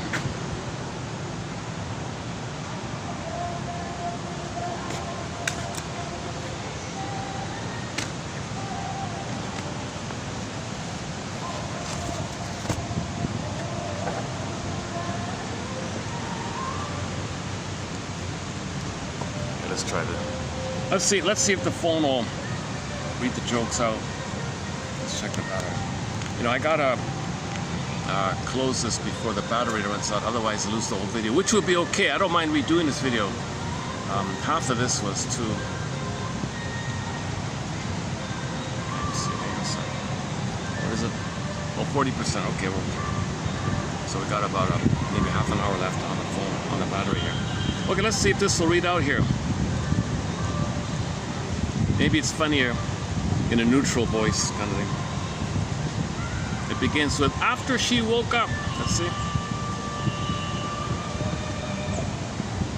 After she woke up, a woman told her husband, "I just dreamed you gave me a pearl necklace for our anniversary." "What do you think the dream means? You'll know tonight, darling," said the husband. That evening the husband came home with a small wrapped package and gave it to his wife. Delighted, she opened it up to find a book titled, The Meaning of Dreams. The young man said to his woman psychoanalyst, "I had the oddest dream last night. I dreamed you were my mother. I awoke and couldn't understand it. Why should I dream you were my mother?" The analyst said, "Don't worry, you are experiencing what we call transference. What did you do after having the dream?" "I had this appointment with you first thing in the morning, so I grabbed a cookie and a Coca-Cola for breakfast and rushed over here," he replied. The analyst frowned. "A cookie and a Coca-Cola? You call that a breakfast?" "Last night, my wife and I were sitting in the living room, and I said to her, I never want to live in a vegetative so that's state." okay, that second joke there, it's a guilt thing, right? It's a guilt one, right? You call that a breakfast? So that's why it triggered the mother. Mothers use guilt. A lot of mothers, too many mothers have this annoying habit of using guilt to control and power tripping using guilt. So that's why he's in therapy. My mother used all this guilt on me. And here's the analyst using guilt, right? The first one is good about the gift, right? The one about the pearl necklace, right? let's do it again.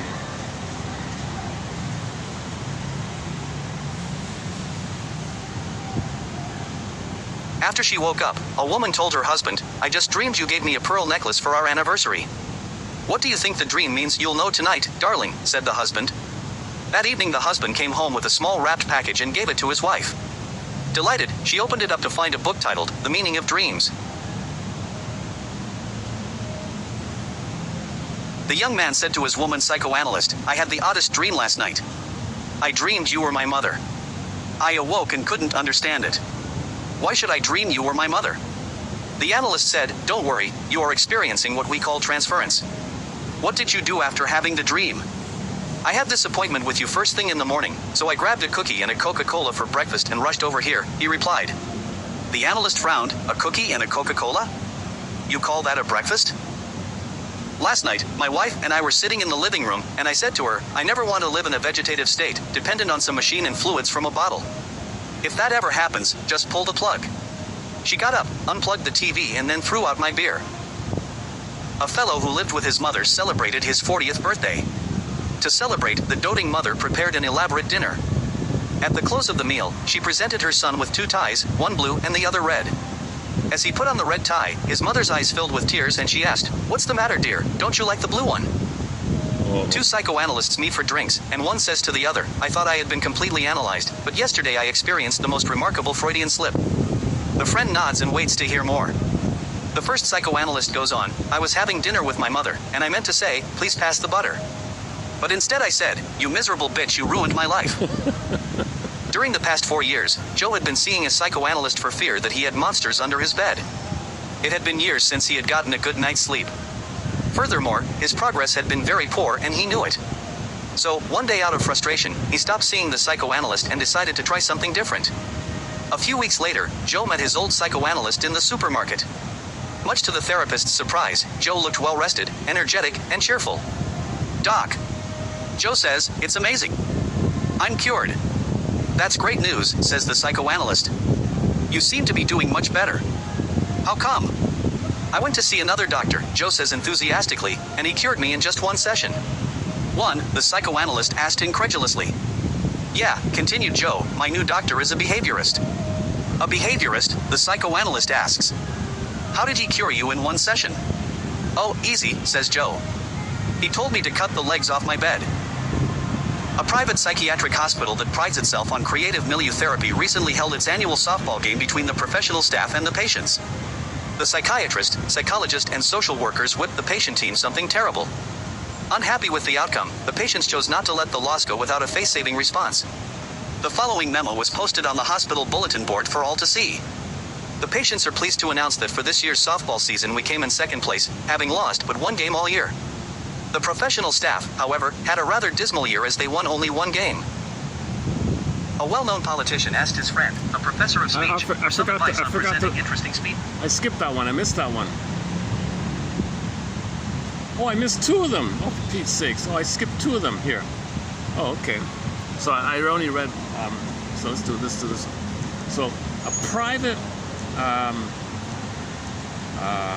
don't know, rehab center maybe, or a psychiatric hospital. Are those things private? I don't know. I thought they belonged to the hospital.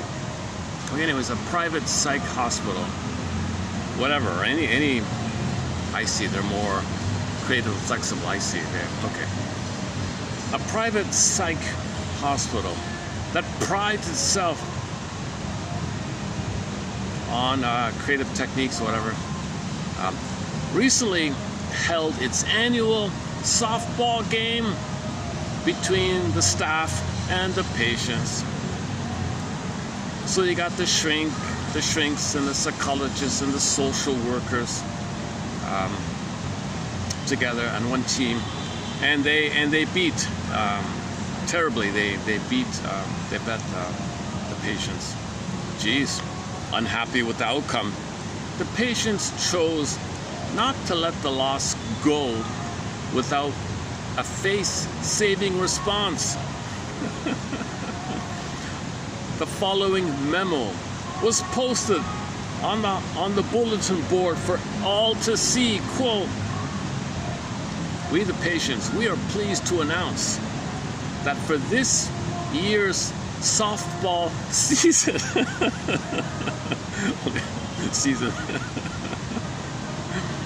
we came in second place, having lost but one game all year."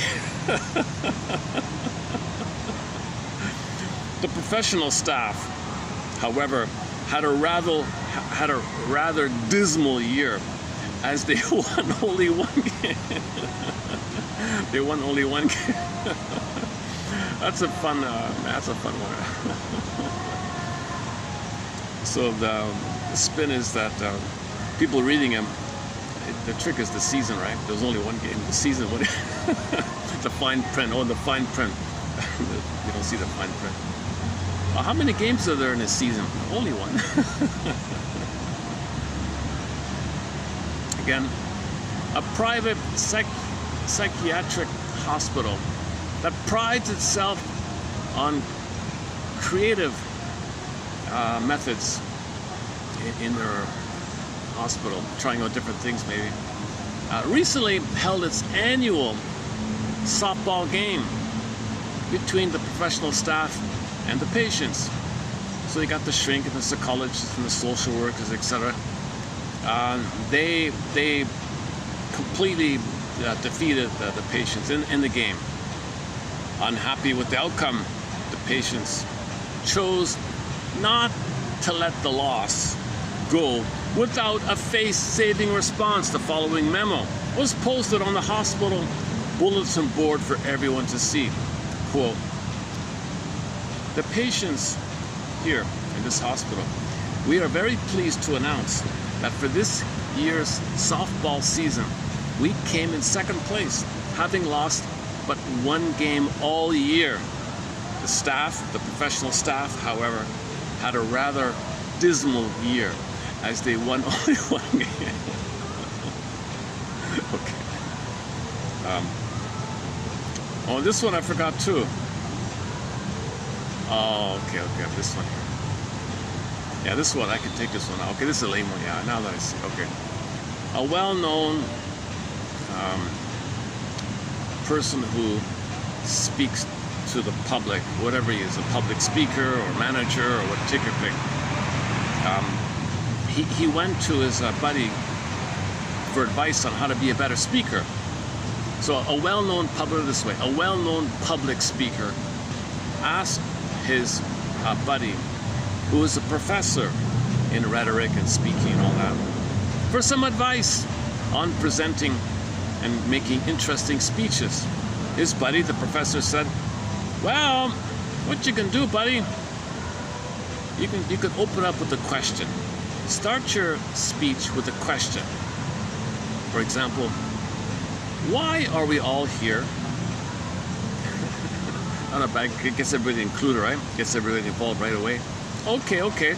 The speaker tried out the idea before various audience, and it went fairly well. Yeah, good, okay. And then, well, that is until somehow he got persuaded to speak to patients in the psych hospital, right? He began in the usual way. Why are we all here? Quick as a flash came back a reply from a voice in the audience. Because we aren't all there. It's like, yeah, that's not good. Okay, forget that one.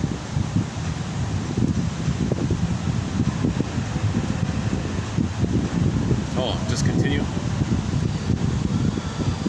Why don't we continue? Let me change the voice. Let's try the female voice. Which is funnier. The professor suggested you should start with a question like, why are we... Oh, well, there it is there. Let me refresh the page here. Hold on a second. Let's change the voice. Let's see if the female voice is funnier. After she woke up, a woman told her husband, I just dreamed you gave me a pearl necklace for our anniversary. What do you think the dream...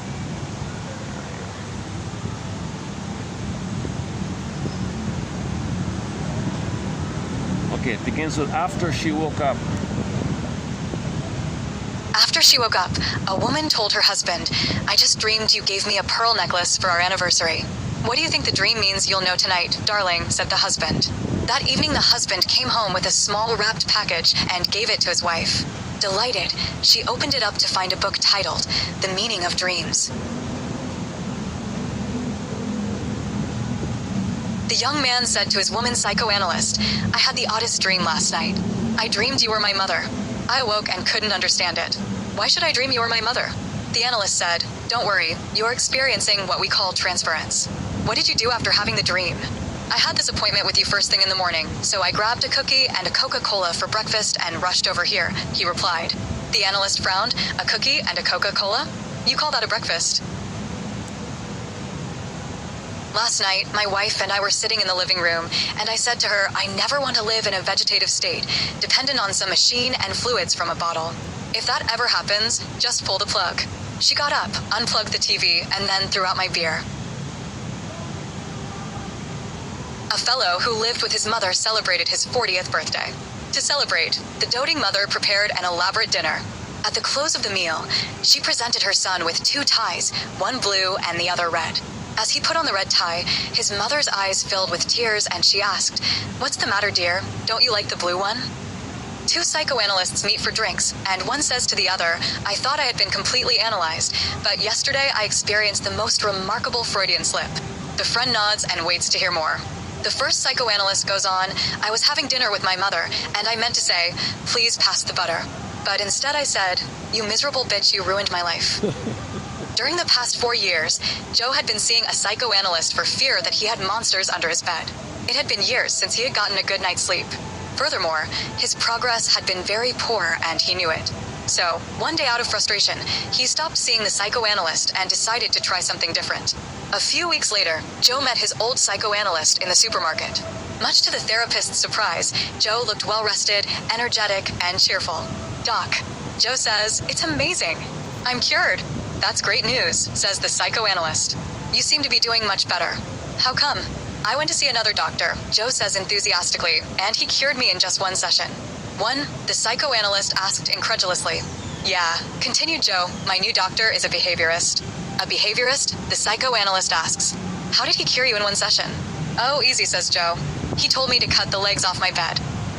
A private psychiatric hospital that prides itself on creative milieu therapy recently held its annual softball game between the professional staff and the patients. The psychiatrist, psychologist, and social workers whipped the patient team something terrible. Unhappy with the outcome, the patients chose not to let the loss go without a face-saving response. The following memo was posted on the hospital bulletin board for all to see. The patients are pleased to announce that for this year's softball season we came in second place, having lost but one game all year. The professional staff, however, had a rather dismal year as they won only one game. A well-known politician asked his friend, a professor of speech, for some advice on presenting interesting speeches. The professor suggested you should start with a question like, "Why are we all here?" The politician tried out the idea before various audiences and it went well. Well, that is until he somehow got persuaded to speak to patients in a psychiatric hospital. He began his usual way, "Why are we all here?" Quick as a flash came back a reply from a voice in the audience, "Because we aren't all there." The pilot of the plane began to laugh uncontrollably. He laughed and laughed and laughed. Finally, a curious passenger went forward and asked him why he was laughing. "Oh, I've been thinking of all the excitement at the psychiatric hospital when they find out I've escaped." About bipolar behavior, she asked, "How would you diagnose a patient who walks back and forth screaming at the top of his lungs 1 minute, then sits in a chair weeping uncontrollably the next?" A young man in the second row raised his hand and answered, "A basketball coach? If God wanted us to go naked, we would have been born that way / before I criticize a man, I'll walk a mile in his shoes. In that way, if he gets angry, he's a mile away and in his bare feet / What kinds of things do you and your wife fight about?" "I don't know. She won't tell me." Unknown complied by Kenneth Reed, TQ 3326. A 70-year-old man goes to the doctor for a physical. The doctor runs some tests and says to the man, "Well, everything seems to be in top condition physically, but what about spiritually? How's your connection with God?" "Oh, me and God are tight," says the man. "We have a real bond. He's good to me. Every night when I have to get up to go to the bathroom, he turns on the light for me, and when I leave, he turns it back off." Well, upon hearing this, the doctor was concerned and called the man's wife. "I'd like to speak to you about your husband's connection with God. He claims that every night when he goes to the bathroom, God turns on the light for him and turns it off for him again when he leaves. Is this true?" The wife shook her head. "That idiot. He's been peeing in the refrigerator." Two old friends, lunching together for the first time in months, discovered that they were being analyzed by the same psychoanalyst. "Let's give him a problem that really will floor him," proposed one. "I have an idea," said the other. "We'll make up an elaborate dream with all kinds of interesting ramifications that I'll describe in my morning session with him. You tell him the same dream when you hit the couch in the afternoon." With fiendish glee, the conspirators perfected their plot, and as planned, the first patient reeled off the gory details the following morning while the analyst filled his pad. At 4:30 p.m., the second patient gave an identical report. The analyst said not one word until the recital was complete. Then he slapped his pencil and pad down and jumped from his chair. "This is the most remarkable coincidence in my professional career." "What's the problem?" asked his tormentor, tongue-in-cheek. "You won't believe this is possible, but you're the third patient who has had this exact dream in the past 24 hours.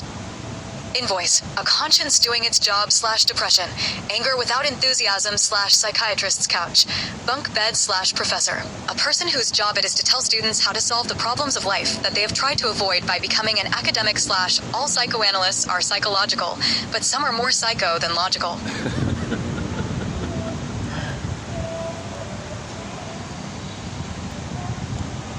So the one, if there's one, right? If there's one, I guess for me it's gonna have to be the Freudian slip one where he blurted that out.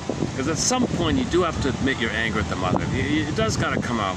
And you don't want to stay like that. But at some point, there is in the grief process, at some point, there's gonna be a recognition of the anger at the mother. So it came out in the Freudian slip like that. Now, that's not the answer. You're hurting yourself if you stay in that mode, but you got a lot of tension, so it kind of comes out like that. So he's in the paranoid schizoid mode. "Oh, you're miserable, this such and such, you did this to me," blaming, insult and blaming, "Your fault, Mom." So, but anyways, you start off somewhere like that, right? Now to heal it, okay, oh yeah, he can try, yesterday was the one about, he went to the anger, let's say he goes to an anger management. Was it two videos ago, there was an example, somebody had a quote about, somebody reported on some kind of workshop, anger management workshop, And it's kind of like the Forrest Gump one, throwing the stones on it. He's going to take some clay and throw the clay at the wall and say what you want to say and swear all you want at that person, kind of, your mother, you did this to me, and throwing and swearing like that. And then when that's going on, the instruction was for the people to say, I couldn't get you to love me. I couldn't receive your love. I couldn't get your love. You're angry, like, so the grief is under the anger, in other words. Yeah, so you want to access the grief.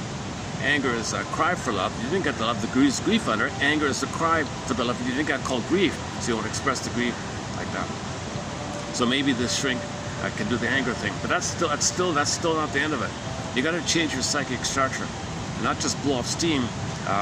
You're still with that. Getting better is healing your psychic structure. To heal your psychic structure, you got to see your mother and put her on the couch.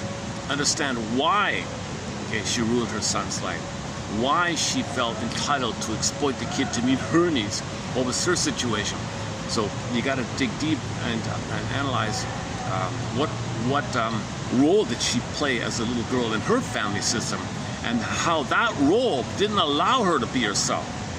Okay, and that was a condition on her end to meet the family system on her end. So recognize the status that the mother was in, the dilemma she was in her family system. That's part of it. Okay, that's a little empathy around why a mother wasn't able to love, because she was too busy playing a role, a social role, a mask or something. Maybe she was a scapegoat, had to be a star, had to be a doll, had to be perfectionist, whatever role the kid had to play. Now, when parents assign a role to the kids, okay, if that's the case, as long as the role doesn't violate the kid's vital self, like his real self, it's okay. But often the role the kid is supposed to play is against the vital self. So that's called incongruent to himself versus congruent to himself.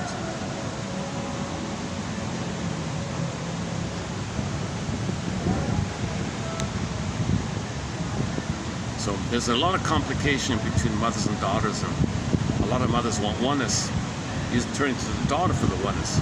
That daughter is swept up playing the role of the mother back in the mother's theater of mind, where the daughter's playing the mother as a baby back in her mind, but the daughter's not being seen for who she is, but the soul blind because she's so in pain to get a better outcome.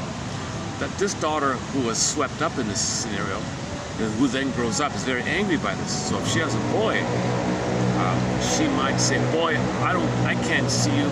You got to be aloof for ignorant. Don't be angry at my mother. The world, my mother, I want you to be angry at the world. That's my anger. You're a proxy of me. You're going to be a proxy of me. You're going to be a part of me, the angry part of me. You're going to be a proxy of me. You play the role of angry me, and I want you to express your anger. That's the hope that I'll get mother's love back in the past, because anger's a cry for love. And maybe your forcefulness will be more clear to my mother. So the woman is still trying to get mother's love. Anger's a cry for love. The mother as a baby didn't get mother's love. It creates a boy, be angry, maybe my mother will love me. Mother, are you saying that you think that the world out there is your mother? That's right, it's called transference. I see. And you want me to tell the world, your mother, with my anger, which is a cry for love on your behalf, to love you back in the nursery. That's right. Mother, are you psychotic?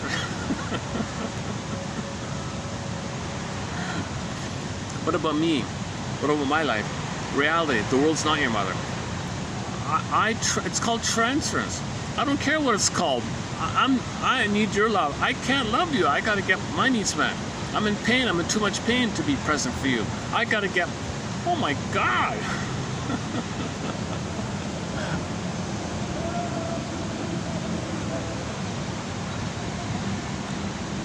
So did you find one? Did you find one quote that was funny? The first one was good about I like the necklace one about the dreams. After she woke up, a woman told her husband, darling, I just dreamt you gave me a pearl necklace for our anniversary. What do you think the dream means? Oh, you'll know tonight, darling. That evening, the husband came home with a small wrapped package and gave it to his wife. Delighted, she opened up the package to find a book entitled The Meaning of Dreams.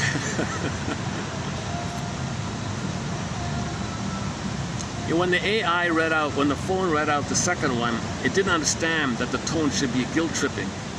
I noticed that. So the AI is not that smart, right? So the second one is a young man said to his woman psychoanalyst, I had the oddest dream last night. I dreamt you were my mother. I awoke and couldn't understand it. Why should I dream that you were my mother? Analyst said, oh, don't worry, you're experiencing what we call transference. What did you do after having the dream? Well, I had this appointment with you first thing in the morning, so I grabbed a cookie and some soda for breakfast and rushed over here. The analyst frowned. A cookie and a soda? You call that a breakfast? So the AI didn't read it in that kind of motherly, guilt-tripping tone, right? It missed it, right? So the AI doesn't understand, maybe that's emotion of guilt. The reason AI doesn't understand emotion, because you need a human body. Only animals and humans can have emotions. You need a body for an emotion. AI doesn't have a body, so it doesn't understand emotion. It can mimic things, and, it can imitate and guess around, but it'll never have an emotion. Last night, this second one was okay, but the beer one. Last night, my wife and I were sitting in the living room, and I said to her, darling, I never want to live in any kind of vegetative state, dependent on some kind of machine and fluids from a bottle. Oh man, no, if that ever happens, just pull the plug, please, darling. She got up, unplugged the TV, and threw out my beer. Meaning, isn't he a little vegetative, just spacing out on the TV, drinking beer?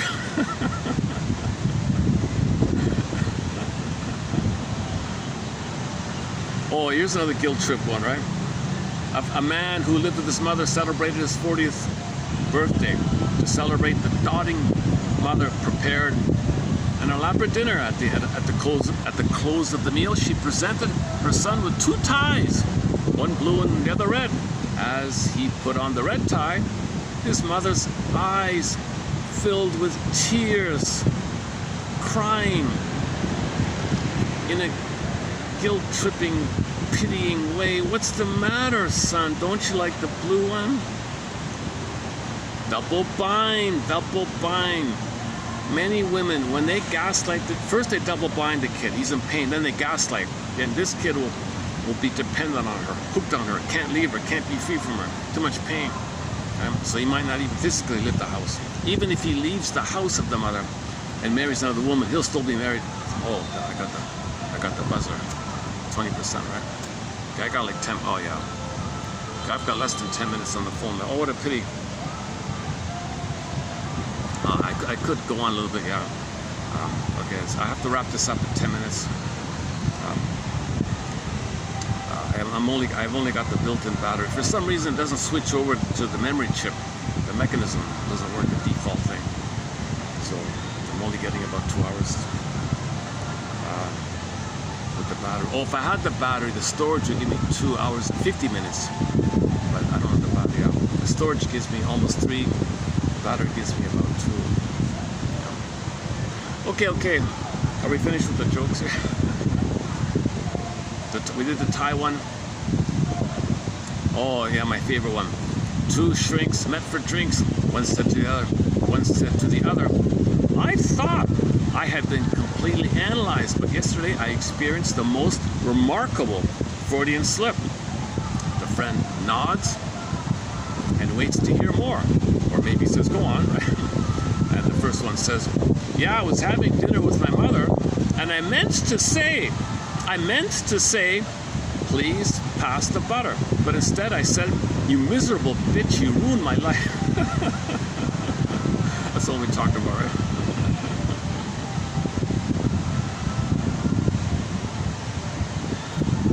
So his deep resentment and anger wasn't aired out. That means he's not analyzed. A Freudian slip like that means he's not been analyzed. Maybe he thought he was analyzed. It wasn't complete. Right? So the Freudian slip like that means he wasn't analyzed. And he says here, I thought I was analyzed, but look what happened. It wasn't analyzed. I got to go back on the couch, analyze.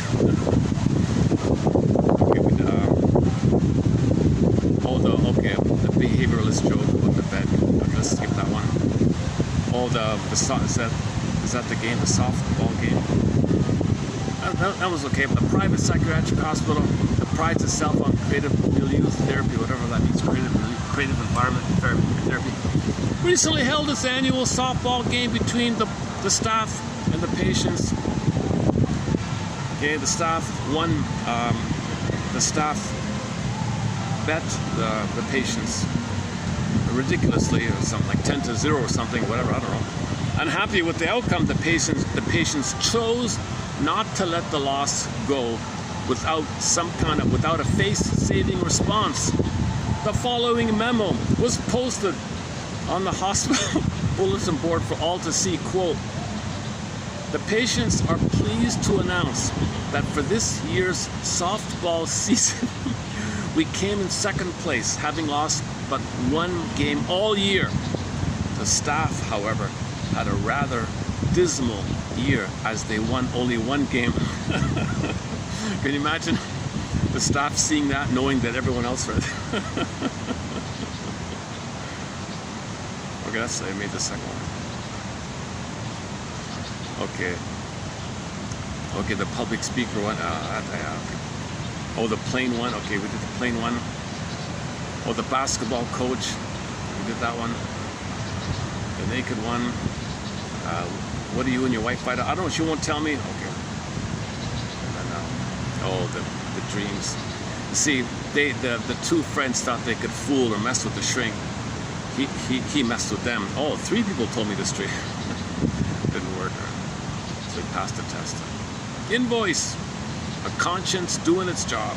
Invoice. Psychiatrist's couch. It's a bunk bed. Bunk, lie. So you confront your lies. That's bunk. That's a lie. That's a bunk. That's an excuse. Excuses are lies or rationalizations or bunks, right? Bunking statements. Rationalizations are like bunk statements. And you need to realize it's keeping you trapped in the past. It's protecting you from the pain of the past. Now you got to air it out. So it's a layered thing. You confront your lies, and material comes up. So defense before content. You confront the defense, the bunk lies, and then content will come up. So you said that. Oh, that's a defense. Then the content. Oh yeah, then the content might come up. Okay, never mind. All right, next. I'm not a shrink, by the way. A professor is a person whose job it is to tell students how to solve the problems of life that they have tried to avoid by becoming an academic. All psychoanalysts are psychological, but some are more psycho than logical. It must be some. Should we close up with Katie? Let's close up with Katie Lee then. Yeah, let's close up. Let's close up with Katie Lee.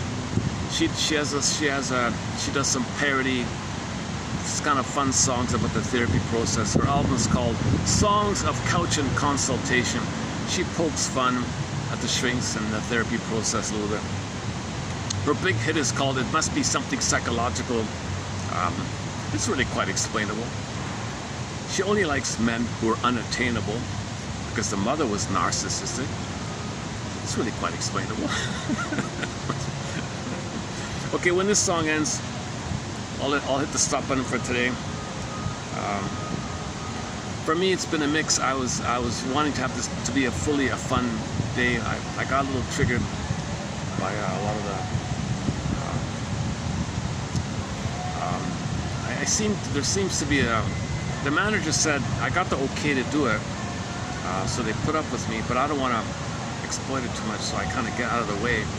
But some of the other staff feel a little So I kind of got a little thrown off here. But I'm outdoors. I'm outdoors. I got sun. I got the weather. I got the breeze. No, this is good. This is okay. I don't mind coming here, despite the occasional little hiccups here. Okay, let's close up with Katie Lee. Katie Lee. Five of her songs are on her soundtrack. 5 of them. Shrinker Man, wise me up if you can. That's about the joke about, wouldn't it be nice to fix your soul, go to a soul doctor, the way you hand in your broken car to a mechanic. You have a coffee, he fixes your car, everything's, it's not that easy. Shrinker Man, just do your trick and fix me. I don't want to, no, you got to be conscious. So it's not like fixing your car. Soul doctor, right? Play the song Soul Surgery by April Wine, made popular by Ron Tabak of the band Prism. I need soul surgery. I need soul surgery. Repressed Hostility Blues. It's about a bully who had no one to bully, and he was sad. I have no one to bully. I've got the repressed hostility blues. I miss having somebody to bully, somebody to shame or something. Oh, Jesus. Now I've got less than 2 minutes. Oh, okay. Oh boy. Do I even have 3? Okay, I've got like 3 minutes left, maybe on the second. Just to play it on a safe side, let me just close it down here for today.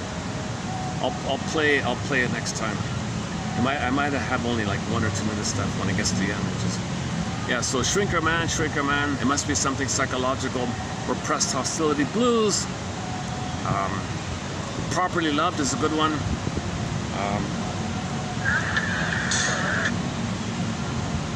Maybe I'll just play the first half a minute of it and I'll close it up. Okay, thanks very much. Submit it for your approval consideration. Should you choose to accept it, is to find one of the quotes. Cool. Read these jokes here. 3326 in the channel here. 3326. The one that gives you the most release. Explore a little further. Like dig into it a little further like that. It must be something, because it must be something psychological. Okay, thanks very much. See you the next time.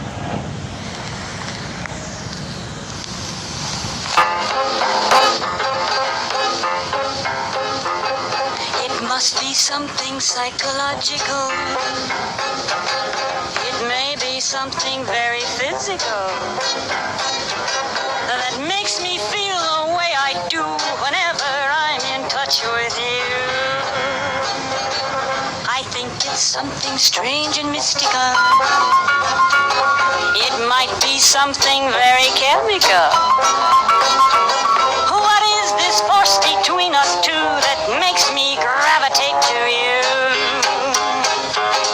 I know you're not my ego ideal, you're unlike my father or brother, but the way I feel does not become a sister, a pal, or a mother.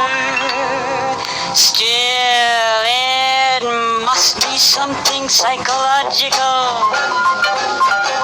It may be something very physical that makes me feel the way I do whenever I'm in touch with you.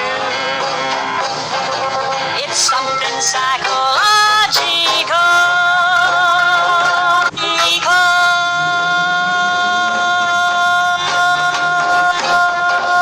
Learning's really quite explainable. I want you 'cause you're unattainable. Just let me get my hands on you, and then I'll want somebody new. With me it's psychological.